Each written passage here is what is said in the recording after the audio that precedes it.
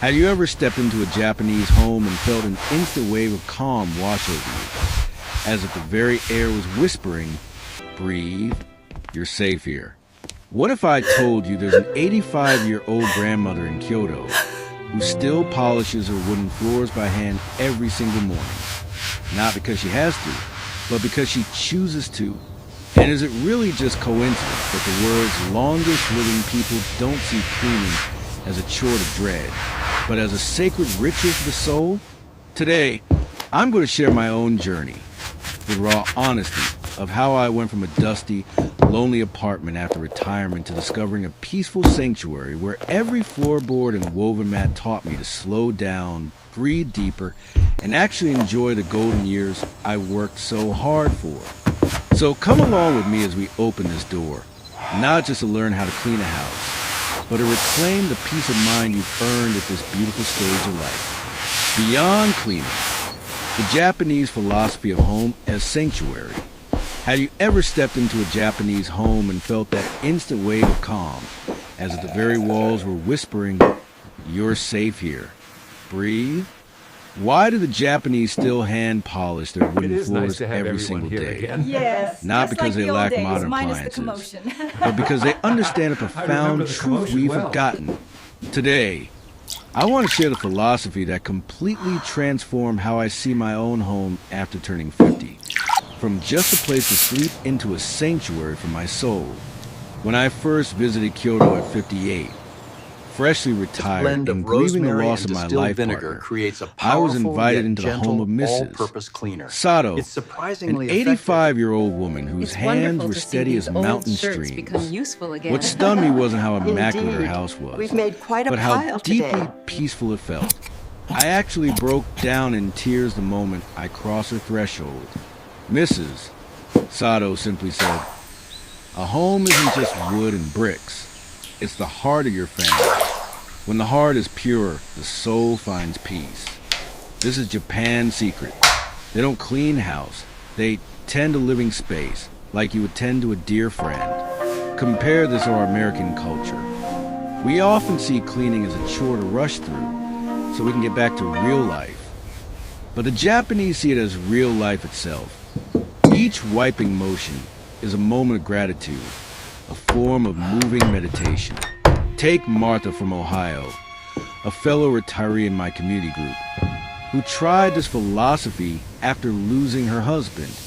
She told me, every morning I spend 10 minutes polishing the floor in my living room. No phone, no TV, just me, a soft cloth, and the wood beneath my hands. Those quiet moments have helped me find myself again. This isn't just poetic, it's science. Research from Tokyo University shows that gentle, repetitive movements like floor polishing and sweeping activate brain regions linked to safety and happiness, nature's own therapy for aging minds. But here's what surprised me most. The secret doesn't begin inside the house at all. It starts right at the threshold. And that's exactly what I want to share with you next. A simple centuries-old Japanese practice that could completely transform your living space after 50. The sacred threshold, creating your American-style Ginkan entryway. Like that. You are doing Did you very know well. your doorway is the silent guardian of your family's health? The Japanese call this space Jenken, where the boundary between chaotic outside world and your peaceful sanctuary is established by a simple gesture, removing your shoes. My first time in Japan, I was struck by Mr. Tanaka, a busy businessman who spent a full minute wiping mud from his shoes before stepping up to his home's entrance. When I asked why, he smiled, "This isn't a rule, it's gratitude. Thank you, my shoes, for safely bringing me home, and thank you, my house, for always welcoming me back." This reminds me of the Thompson family in Colorado. Sarah, a vibrant 62-year-old, once told me, every spring I battle congestion and exhaustion. Doctors diagnosed outdoor allergens. Then she created an American-style jenka by her door, a sturdy wooden bench, a thick doormat, and a shoe basket. Within 3 months, her symptoms decreased by 40%. She wrote to me, Turns out my shoes will bring the entire world's dirt into my bedroom. This reveals a profound cultural difference. In America, we often wear shoes indoors as a harmless habit. But you see, research shows each pair carries an average of 421,000 different bacteria, including E. coli from animal waste. Meanwhile, the Japanese see shoe removal as sacred ritual. Leave the world's dirt behind. When you enter here, bring only your heart. And here's the beautiful part. You don't need a perfect Japanese entrance. For those who use canes or walkers like James, a spry 75-year-old in Florida, I recommend a sturdy bench with armrests and a water-absorbent mat. James shared with me. At first, I thought this idea was silly. But now, every evening when I sit to remove my shoes, it's become my daily reminder. Work is done. This time is for me.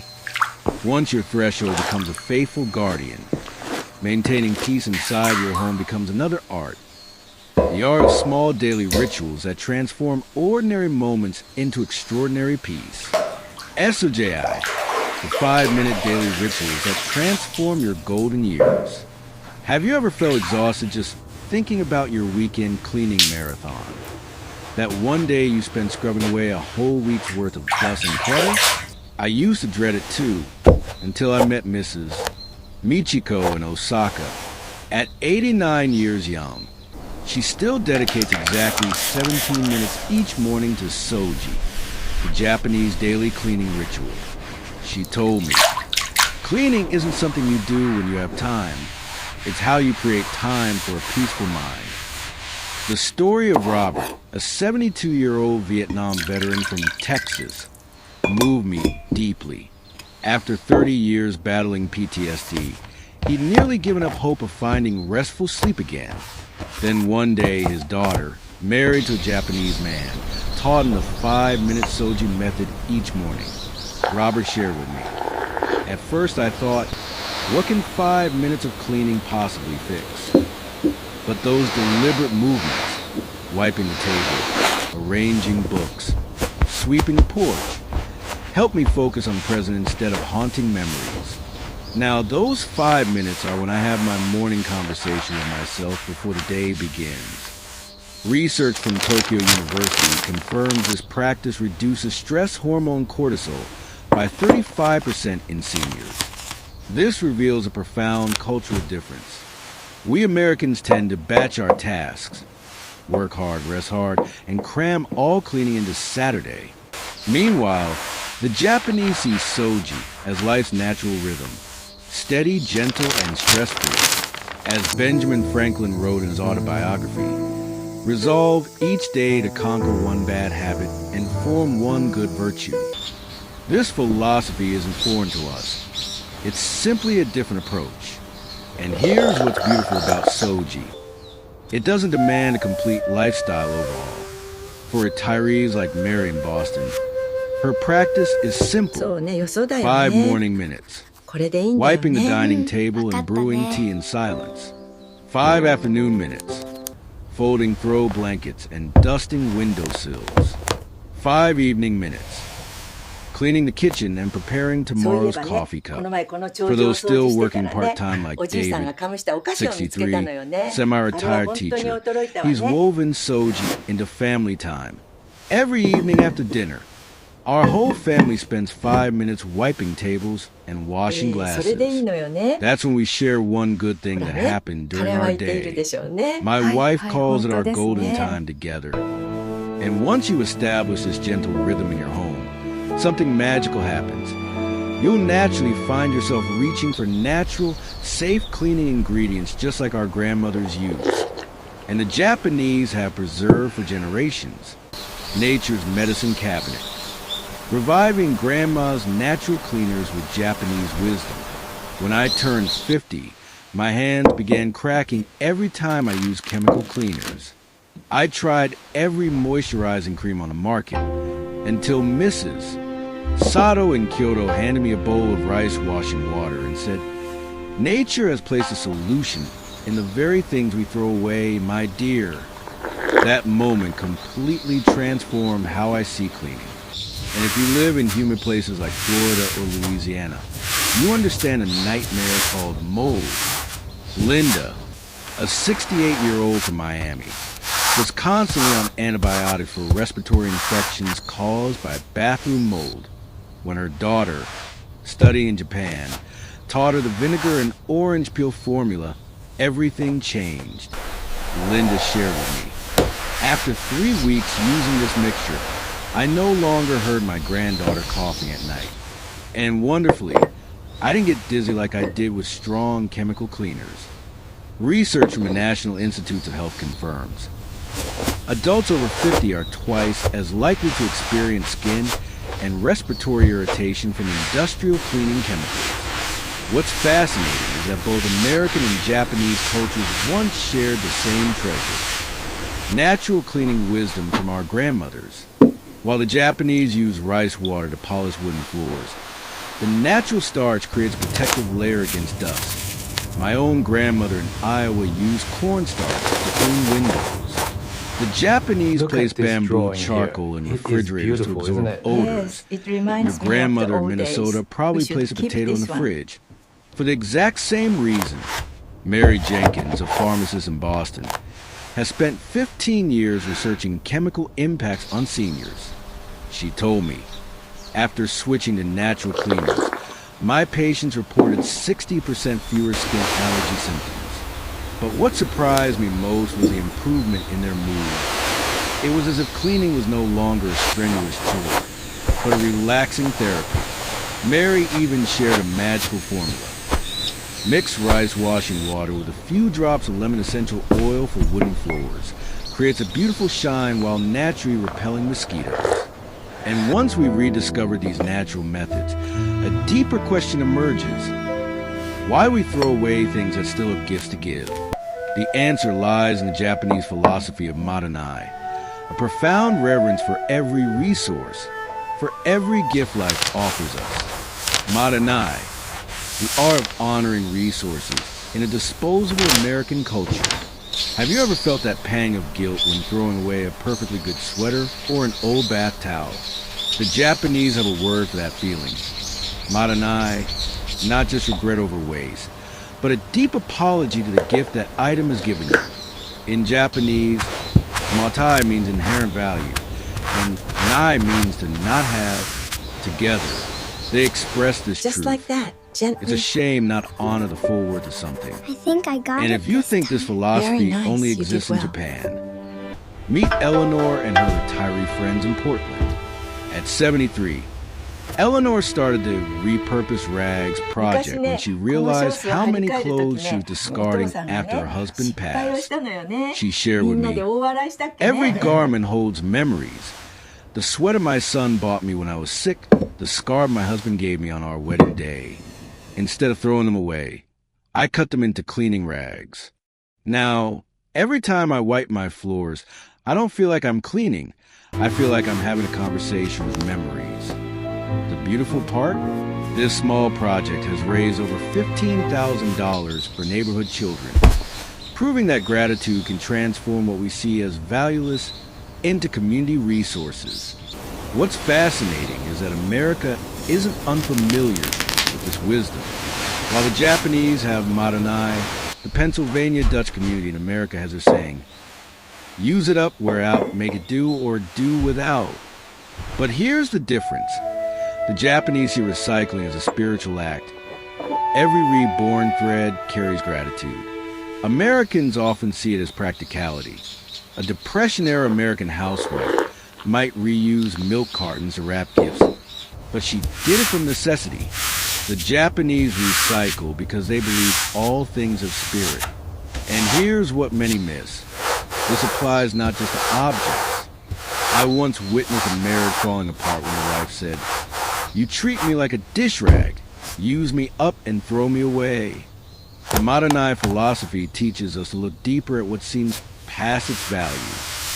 When children grow up and leave home, instead of turning their empty rooms into storage spaces, many Japanese families transform them into meditation areas, still honoring the value of that space.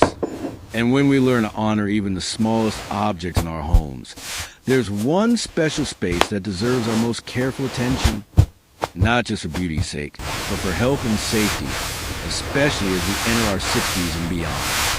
The bathroom ritual, Japanese hygiene practices for healthy aging. Did you know your bathroom is the most dangerous room in the house for adults over 60? According to CDC statistics, 1 in 4 seniors falls in the bathroom each year. I didn't believe this until my own grandmother, a remarkably strong woman, broke her hip right under the shower head. When I visited Japan, I witnessed something remarkable. Despite living well into their 90-year-olds and 100s, Japanese seniors have 65% fewer bathroom falls than Americans. And the secret isn't expensive equipment. It's a simple philosophy. The bathroom isn't just for bathing. It's for caring for yourself. Eleanor's story from Chicago completely transformed how I see this space. After her stroke at 75, she'd nearly given up hope of bathing independently. Her family installed all the safety equipment, but she told me I still felt like a burden. Then one day, her granddaughter, who studied in Tokyo, convinced her to redesign her bathroom the Japanese way. Instead of high showerhead, they installed a handheld shower with a low mount. Instead of slippery tiles, they used small pebble mats like Japanese streams. And most importantly, she got a small wooden stool to sit while bathing. Eleanor shared, "Every morning, I spend 2 minutes wiping down the walls after my shower. Not because I'm fussy, but because each small gesture reminds me I can still care for myself." Now, not just her physical health, but her spirit has made a miraculous recovery. And here's the profound cultural difference. We Americans often see the bathroom as a place to get in and out quickly. The faster the better. Meanwhile, the Japanese have toilet slippers. Special footwear used only in the bathroom, not just for cleanliness, but as a sacred reminder. This is a distinct space for caring for your body. As Zen Master DT, Suzuki once said, "The purity of water reflects the purity of mind." When we rush through our bathroom routines, we're rushing with ourselves. And this doesn't require rebuilding your entire bathroom. Haruko, 92 years young in Osaka, taught me the one-touch principle. Everything you need while bathing should be within one arm's reach, even when you're sitting. I applied this to my own bathroom. Shampoo bottles mounted on the wall, towels hung at eye level, dedicated bathroom slippers placed right by the door. After just 2 weeks, I realize I no longer feel stressed every time I step into the space. And when we learn to care for each small space in our homes, there comes one special time each year when the Japanese give their full hearts to honoring their homes. A time when the last leaves fall, when the old year prepares to close its pages. Soji, the end-of year cleansing ritual and its power for life transitions. Have you ever felt the need for a fresh start? Not just for your home, but for your soul? In Japan, the end of the year isn't just a time for cleaning. It's when people perform soji, a sacred ritual that has endured for hundreds of years. Soji doesn't simply mean to clean. In ancient Japanese, an O is an honorific, and soji isn't just about cleanliness. It means to restore original purity. The Japanese believe when you cleanse your living space, you're also cleansing the shadowed corners of your heart. And if you think this only happens in Japan, come to Honolulu, Hawaii. Here, the Japanese American community held a collective soji at the end of 2021. The first year after the pandemic, Mrs. Yumiko Tanaka, 76 years old, shared through tears. We weren't just dusting the altar. Each sweeping motion was gratitude for those who had passed, and a promise to those who remained. We will continue to live. That moment didn't just clean the temple, it healed a broken community. And for John Richardson, a 65-year-old former bank executive in Boston, Soji saved him when he lost his way after retirement. For 35 years, John's office was the heart of his career. When he retired, he locked the door, unable to face it again. Then one Christmas, his daughter, who had studied in Tokyo, took him to a Japanese temple in Massachusetts. An elderly monk taught John, "In soji, we don't erase the past, we thank it. Every object you clean is a memory you honor before letting it go." And John did exactly that. That December, he opened his old office door. Instead of throwing everything away, he spent 3 days wiping each drawer, rereading old letters, and writing notes of gratitude in his old notebooks. John shared, "When I wiped my desk for the last time, I no longer felt loss. I felt gratitude. That desk witnessed me raising 3 children, buying our first home, and becoming the man my kids could be proud of. I cried, but they were tears of peace." Today, that room has become his art studio, a passion John had forgotten since college. What's fascinating is American culture isn't without similar transition rituals. Our Thanksgiving, with a tradition of writing what we're grateful for, shares a profound connection with soji, but the difference lies in action. Americans often write gratitude on paper. The Japanese transform gratitude into action, polishing the bowls used for family meals, preparing books read with children, dusting old wedding photo frames. As Maya Angelou once wrote, "I've learned that people will forget what you said, people will forget what you did, but people will never forget how you made them feel." Soji is precisely how gratitude becomes feeling. The feeling of new beginnings when you touch each object in your home. And when we learn to release what's unnecessary in our homes, a deeper question emerges. Do we have the courage to let go of a lifetime of possessions to embrace a lighter life in our golden years? This is where Japanese minimalist wisdom truly shines. The wisdom of lightness. Japanese minimalism for downsizing in later life. Have you ever wondered why Japanese homes always feel spacious even when they're physically small? It's not an optical illusion. It's a philosophy of Kanso. Intentional simplicity. The Japanese believe a home isn't a place to store things. It's a place to store peace. And as we enter retirement years, this wisdom becomes more precious than ever. As an elderly Zen master in Kyoto once taught me, the lighter your possessions, the more space your soul has to breathe. And the story of the Rodriguez family in Arizona proves this most vividly. Carlos and Elena, both in their 60s, had lived in their spacious 4-bedroom home for 30 years. When their children grew up and moved out, the house became a burden. High taxes, maintenance costs, and every corner filled with memories that kept Elena awake at night. Elena confided in me, "Every pillow my daughter embroidered, every drawing my son made at age 5, I kept them all for fear of forgetting. But those very objects became chains anchoring me to the past." When they decided to move to a 2-bedroom apartment, Carlos applied the Japanese 1-year rule. If you haven't used something in a year, perhaps it has completed its purpose with you.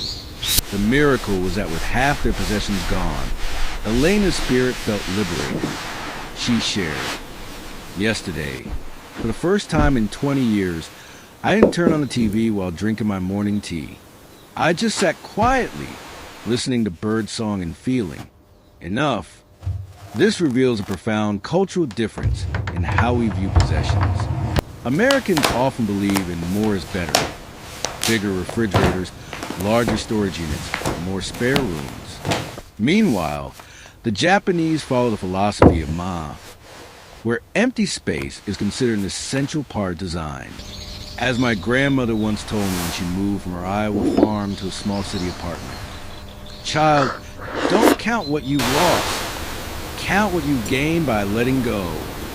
And this is especially crucial in family relationships.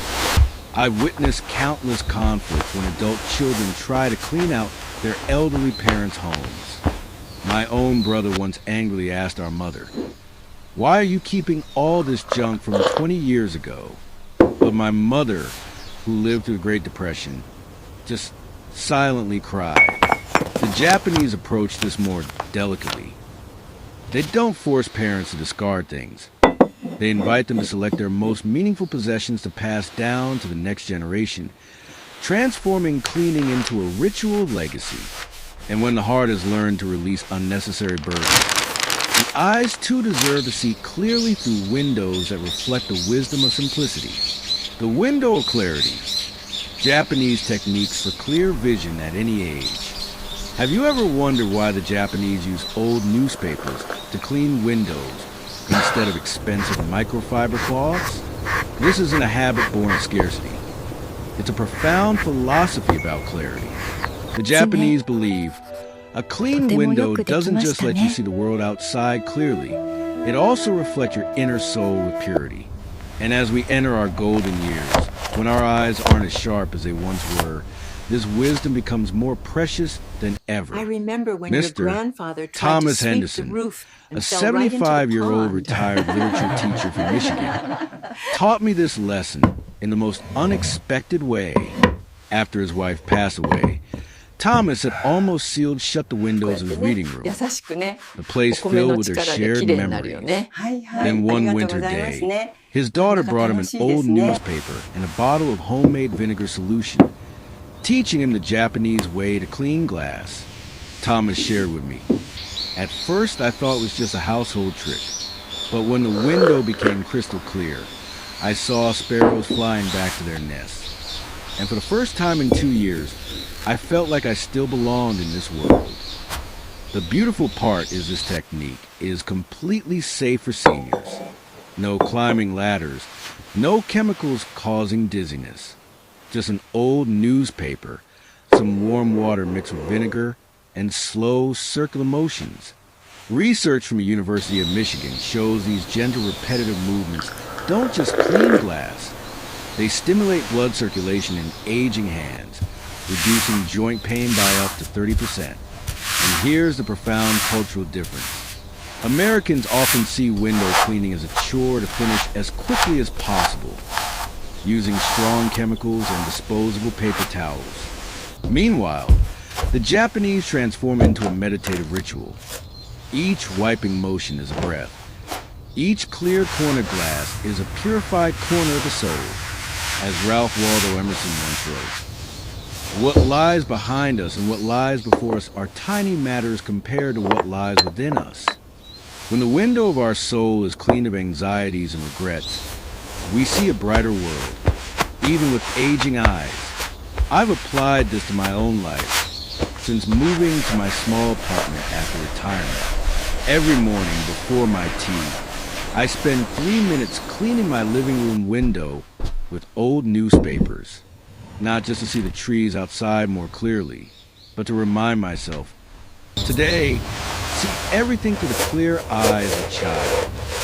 This is especially important when we face big decisions in our 60-year-olds and 70s, whether to financially help our grandchildren or how to fairly divide our legacy.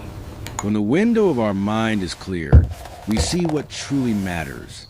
And once we've learned to keep our eyes and souls clear, a deeper question emerges. Can we pass on these simple wisdoms to the next generation? Not just how to clean a window, but how to view life with a peaceful heart. Legacy of clean spaces, passing down Japanese home wisdom to future generations.